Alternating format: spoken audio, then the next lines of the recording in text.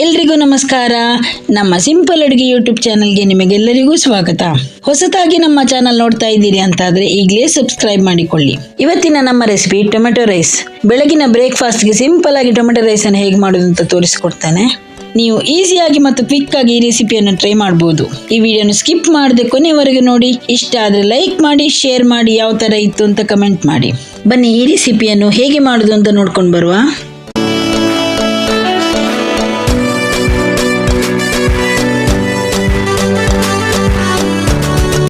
Stove ಮೇಲೆ ಒಂದು ಕುಕ್ಕರನ್ನು ಇಟ್ಕೊಂಡು 2 ಸ್ಪೂನ್ ಎಣ್ಣೆ, 2 ಸ್ಪೂನ್ ತುಪ್ಪವನ್ನು ಹಾಕಿ ಬಿಸಿಯಾದ ನಂತರ ಈರುಳ್ಳಿಯನ್ನು ಹಾಕ್ಕೊಂಡು ಫ್ರೈ ಮಾಡ್ಕೊಳ್ಬೇಕು.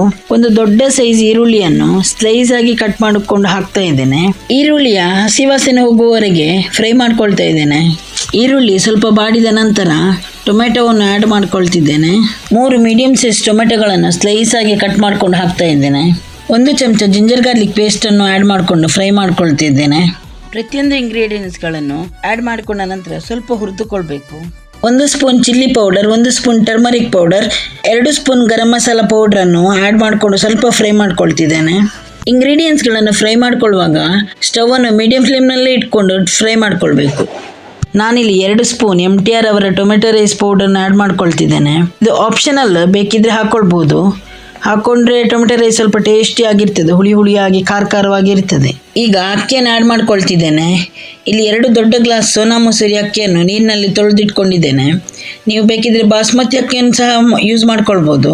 ಅಕ್ಕಿಯನ್ನು ಆ್ಯಡ್ ಮಾಡಿಕೊಂಡ ನಂತರ ಮಸಾಲೆ ಸರಿಯಾಗಿ ಮಿಕ್ಸ್ ಆಗುವ ಹಾಗೆ ಒಮ್ಮೆ ಚೆನ್ನಾಗಿ ಮಿಕ್ಸ್ ಮಾಡ್ಕೊಳ್ಬೇಕು. 2 ಗ್ಲಾಸ್ ಅಕ್ಕಿಗೆ 4 ಗ್ಲಾಸ್ನಷ್ಟು ನೀರನ್ನು ಆ್ಯಡ್ ಮಾಡ್ಕೊಳ್ತಾ ಇದ್ದೇನೆ. ಈಗ ರುಚಿಗೆ ತಕ್ಕಷ್ಟು ಉಪ್ಪನ್ನು ಆ್ಯಡ್ ಮಾಡಿಕೊಂಡು ಒಮ್ಮೆ ಚೆನ್ನಾಗಿ ಮಿಕ್ಸ್ ಮಾಡ್ಕೊಳ್ತಾ ಇದ್ದೇನೆ. ಸ್ವಲ್ಪ ಕೊತ್ತಂಬರಿ ಸೊಪ್ಪು ಮತ್ತು ಸ್ವಲ್ಪ ಪುದೀನ ಸೊಪ್ಪನ್ನು ಸಣ್ಣಗೆ ಕಟ್ ಮಾಡಿಕೊಂಡು ಆ್ಯಡ್ ಮಾಡ್ಕೊಳ್ತಾ ಇದ್ದೇನೆ. ಕುಕ್ಕರ್ ಮುಚ್ಚಳವನ್ನು ಮುಚ್ಚಿಕೊಳ್ಳುವ ಮೊದಲು ಒಮ್ಮೆ ಚೆನ್ನಾಗಿ ಮಿಕ್ಸ್ ಮಾಡ್ಕೊಳ್ತಾ ಇದ್ದೇನೆ. ಯಾವಾಗಲೂ ಅಷ್ಟೇ, ಅಕ್ಕಿ ಹಾಕಿದ ತಕ್ಷಣ ಕುಕ್ಕರ್ ಮುಚ್ಚಳವನ್ನು ಮುಚ್ಚಲಿಕ್ಕೆ ಹೋಗಬೇಡಿ. ಒಂದು ಕುದಿ ಬಂದ ನಂತರ ಕುಕ್ಕರನ್ನು ಕ್ಲೋಸ್ ಮಾಡಿಕೊಂಡು 2 ವಿಸಿಲನ್ನು ಕುಕ್ಕಿಸ್ಕೊಳ್ತಾ ಇದ್ದೇನೆ.